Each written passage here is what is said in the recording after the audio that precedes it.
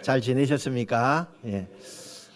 우리 한번 따라할까요? 행복한 성도가 행복한 교회를 만듭니다. 할렐루야.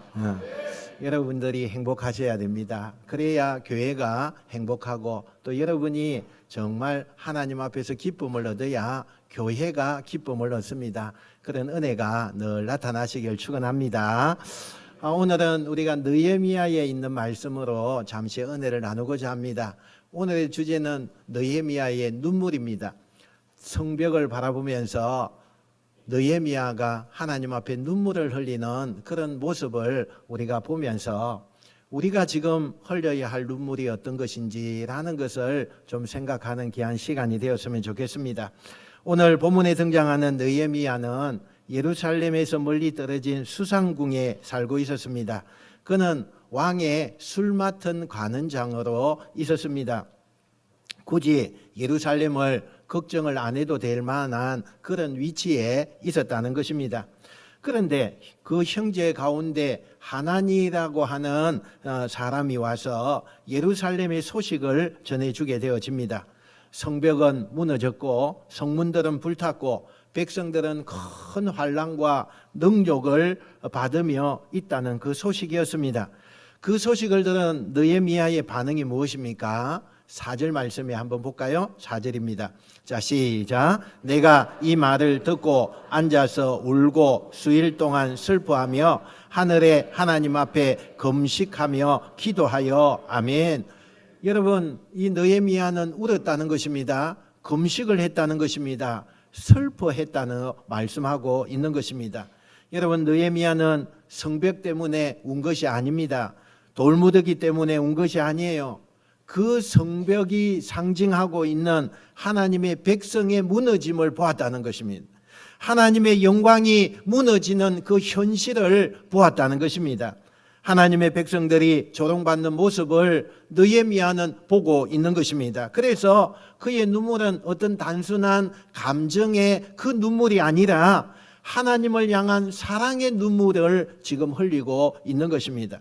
오늘 우리도 한번 돌아봅시다. 무너진 그런 가정을 보면서 우리는 울고 있습니까? 무너져 가고 있는 다음 세대를 보면서 우리는 정말 내 심령을 다하여서 울고 있습니까? 식어져 가는 내 신앙을 바라보면서 정말 내 마음의 깊은 곳에서 나오는 눈물을 흘리고 있습니까? 여러분, 무너진 현실보다 더 위험한 것은 무너진 현실에 익숙한 내 모습인 것입니다. 무너진 현실을 바라보고 있는 그것이 너무 익숙해서 아무런 감정을 가지지 못하는 그런 내 모습인 것입니다. 여러분, 느껴야 할 것을 느끼지 못해요. 아파해야 할 것을 아파지겠다고 말하지 못합니다. 기도해야 할 것을 기도하지 않는 것. 여러분, 이것이요, 우리에게 더 큰 문제가 된다는 사실입니다. 오늘 하나님께서 우리에게 느헤미야와 같은 마음을 주시길 축원합니다. 무너진 것을 보면서 외면하지 않는 마음, 아픔을 보면서 지나치지 않는 마음, 하나님의 시선으로 우리가 눈을 들어서 바라보는 그 마음이 우리 가운데서 회복되는 역사가 나타나시기를 축원합니다. 여러분, 느헤미야의 눈물이 어디에서 시작되었습니까? 그는 무너진 현실을 외면하지 않은 것에서 시작이 되었습니다. 예수 못 본 척하지 않았습니다. 어쩔 수가 없지. 그 백성들이 그 정도 하나님을 외면했다면 어쩔 수가 없는 일이야. 이렇게 합리화하지 않았습니다. 내가 있는 이곳은 예루살렘 그 성전이 있는 곳과 거리가 먼 곳인데 나는 안전하니까 괜찮아. 이렇게 생각하지도 않았다는 것입니다. 그는 예루살렘의 아픔을 자신의 아픔으로 그것을 가져왔다는 것입니다. 우리 3절 한번 볼까요? 3절입니다. 자, 시작. 그들이 내게 이르되 사로잡힘을 면하고 남아있는 자들이 그 지방 거기에서 능욕을 받으며 예루살렘 성은 허물어지고 성문들은 불탔다 하는지라. 아멘. 사실 느헤미야의 입장에서 우리가 보면 그 소식은 남의 이야기가 되어질 수도 있습니다. 그는 왕궁에 있었어요. 거리가 먼 왕궁에 있었습니다. 안정된 직업을 가지고 있었어요. 부족함이 없는 삶을 그는 살고 있었습니다. 그런데 여러분, 하나님께 쓰임받은 사람들의 특징이 있어요. 그들은 남들이 지나치는 것을 그냥 지나치지 않습니다. 남들이 무관심한 것을 그냥 그것을 아파하는 것입니다. 남들이 포기하는 것들을 그는 포기하지 않고 품어서 기도하는 것입니다. 느헤미야는 바로 그런 사람이었습니다. 한번 생각해 봅시다. 예루살렘 성벽이 왜 중요합니까? 왜 성벽이 해파되고 무너지고 그렇게 했는데 그것이 왜 중요한 것입니까? 여러분, 당시 성벽은 단순히 돌이 쌓여서 하나의 건물처럼 큰 성을 지은 것이 그것이 전부가 아닙니다. 성벽이라고 하는 것은 안전과 그것이 관련되어 있는 것입니다.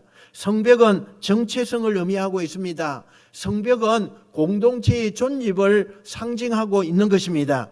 성벽이 무너졌다는 것은 백성들의 삶이 무너졌다는 것을 의미하고 있는 것입니다. 그런데 오늘날에도 우리에게 있어도 똑같습니다. 무너진 성벽이 우리에게 많이 있습니다. 어떤 가정은 기도의 성벽이 무너졌습니다. 한때는 가족과 함께 예배드리면서 하나님을 중심으로 해서 모이는 모임들이 가정 속에서 이곳저곳에서 있었습니다. 그런데 이제는 그 신앙의 나눔이 없어진 것입니다. 어떤 성도는 말씀의 성벽이 무너졌습니다. 말씀을 가까이 하는 자리가 멀어졌습니다. 오직 주일 한 번이면 모든 것이 끝난다. 그래서 모든 것이 끝났기 때문에 아무런 감각을 가지지 못하는 그런 모습이 우리의 모습입니다. 하나님의 말씀보다 세상의 소리가 더 크게 들려지는 것입니다. 어떤 교회는 다음 세대의 성벽이 무너졌습니다. 아이들이 교회를 떠나고 믿음을 떠났습니다. 그럼에도 우리는 아무런 감각이 없습니다. 아이들이 있든 없든 우리 교회는 아무런 감각을 가지지 않습니다. 영적인 유산이 끊어지고 있는데도 불구하고 아무런 감각이 없는 것입니다. 그런데 더 큰 문제는 무너진 그 자체가 아닙니다. 무너진 것을 보고 아무 감각이 없는 이것이 문제인 것입니다. 무너진 것을 보고도 이야기합니다. 괜찮다, 괜찮다, 안심해라. 여러분, 이것이 얼마나 큰 문제인지 모릅니다. 무너진 것을 보고도 기도하지 않는 것, 이것이 문제가 되는 것입니다. 여러분, 병든 사람이 위험한 것이 아니에요. 자기가 병이 든 줄 모르는 것이 그것이 너무나 위험하고 그것이 너무 위험하고 너무나 우리에게 심각함을 보여주는 것입니다. 길을 잃은 사람이 위험한 것이 아닙니다. 길을 잃었다는 그 자체를 모르는 것이 그게 위험한 것입니다. 신앙이 연약해진 것이 위험한 것이 아닙니다. 연약해진 것을 느끼지 못해요. 그러니 그 위험성에 관하여서 아무런 감각이 없습니다. 그러므로 그것이 위험한 것입니다. 그래서 하나님은 먼저 우리의 눈을 열기 위하여 하나님은 그것을 간절히 원하고 있는 거예요. 무너진 것을 보게 하십니다. 잃어버린 것을 보게 하십니다. 회복해야 할 것을 보게 하십니다. 하나님은 무너진 현실을 직지하는 그런 사람을 사용하신다는 것입니다. 예레미야는 무너져가는 예루살렘을 보면서 눈물을 흘렸습니다. 가슴에서 나오는 눈물을 흘렸어요. 그리고 느헤미야는 허물어진 그 성벽을 바라보게 됩니다. 하나님은 보는 사람을 사용하시는 거예요. 하나님은 아파하고 있는 그 성도를 사용하시는 거예요. 하나님은 눈물 흘리는 그 성도를 사용하는 것입니다. 여러분, 오늘 하나님께서 우리의 눈도 열어서 영적인 눈을 들어 바라보는 그런 영적인 사람이 여러분이 되시길 축원합니다. 내 신앙이 무너진 부분을 바라보게 해 주옵소서. 우리 가정이 신앙에서 멀어져가는 그 모습을 보는 자가 되게 해 주옵소서. 우리 교회가 더욱 세워져야 할 부분을 우리가 보게 해 주시고 무관심의 눈이 아니라 사명의 눈을 뜨는 우리 교회가 되게 해 주옵소서. 이런 기도가 여러분의 기도가 되시길 축원합니다. 우리 모두 느헤미야처럼 무너진 성벽 앞에 서서 자신의 정체성을 바라보게 될 때에 그것이 영적인 사람의 모습임을 꼭 믿고 그런 모습으로 나가는 여러분 되시기를 축원합니다. 느헤미야는 또 무너진 성벽을 바라보면서 울었던 이유가 있어요. 단순히 어떤 그 무너진 것을 보면서 그 상황이 안타까워서가 아닙니다. 그는 그 문제를 하나님 앞에 가지고 갔습니다. 많은 사람들이 문제를 만나면 사람을 먼저 찾아가죠. 누구 탓인지, 왜 이런 일이 일어났는지, 또 어떻게 해결해야 되는지 이런 것을 계산하기를 먼저 합니다. 그런데 느헤미야는 달랐습니다. 그는 먼저 사람을 찾아간 것이 아니라 하나님 앞에 무릎을 꿇기 시작했다는 것입니다. 본문 4절 우리 한번 볼까요? 나와 있는 대로 봅시다. 시작. 하늘에 하나님 앞에 금식하며 기도하여 아멘. 여러분, 느헤미야는 곧바로 예루살렘으로 달려가지 않았습니다. 사람을 모으지도 않았어요. 계획부터 세우자 그렇게 하지 않았습니다. 제일 먼저 느헤미야는 하나님 앞에 가서 무릎을 꿇었습니다. 왜 그랬습니까? 느헤미야는 알고 있었습니다. 무너진 그 성벽의 원인이 돌에 있는 것이 아니었다는 것을 아는 것입니다. 진짜 문제는 사람들의, 백성들의 죄였습니다. 진짜 문제는 하나님으로부터 멀어지는 그들의 신앙이었습니다. 진짜 문제는 영적인 무너짐, 그것이었습니다. 그래서 그는 회개하기 시작했다는 것입니다.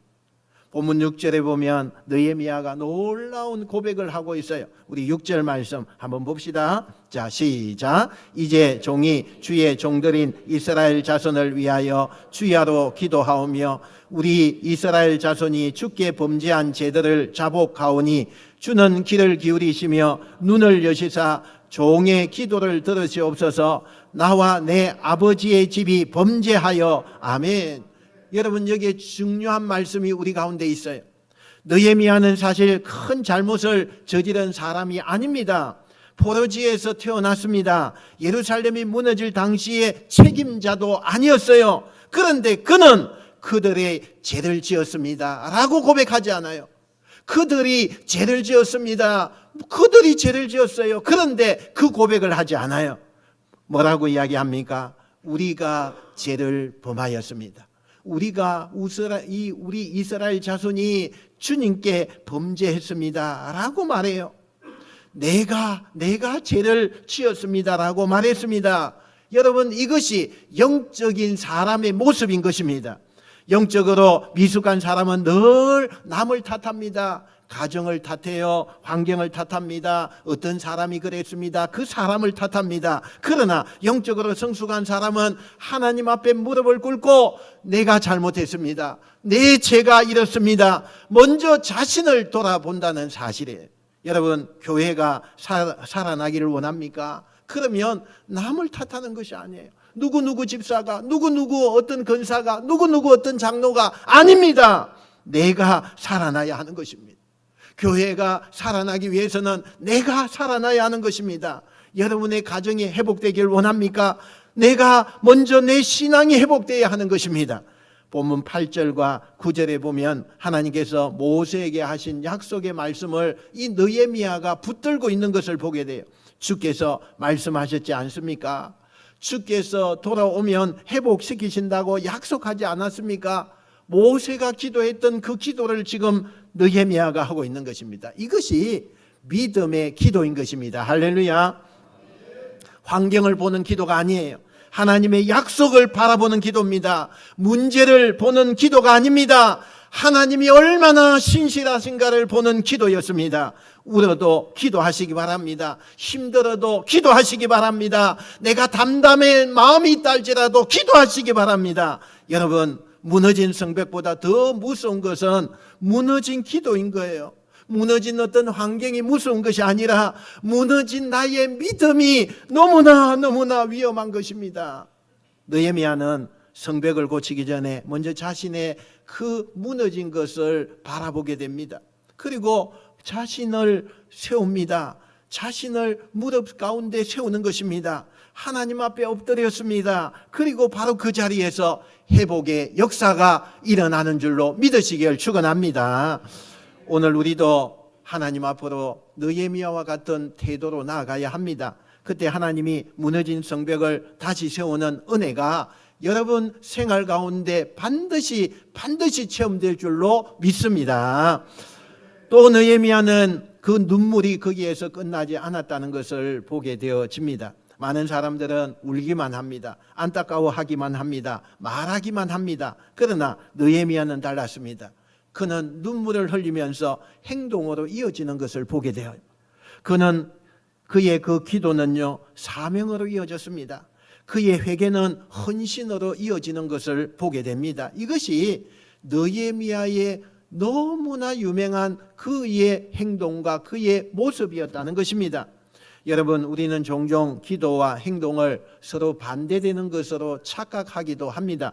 기도하면 아무것도 하지 않아도 된다. 행동하면 기도하지 않는 것, 그것도 우리가 똑같이 그냥 기도 안 해도 된다. 내가 행동했기 때문이다. 이렇게 착각을 하는 사람이 있습니다. 여러분, 성경은 그렇게 말하지 않아요. 참된 기도는요, 반드시 순종을 앞섭니다. 참된 그러한 기도는 반드시 헌신을 낳아요. 참된 기도는 반드시 내가 가지고 있는 사명으로 이어지는 것을 보게 되어지는 것입니다.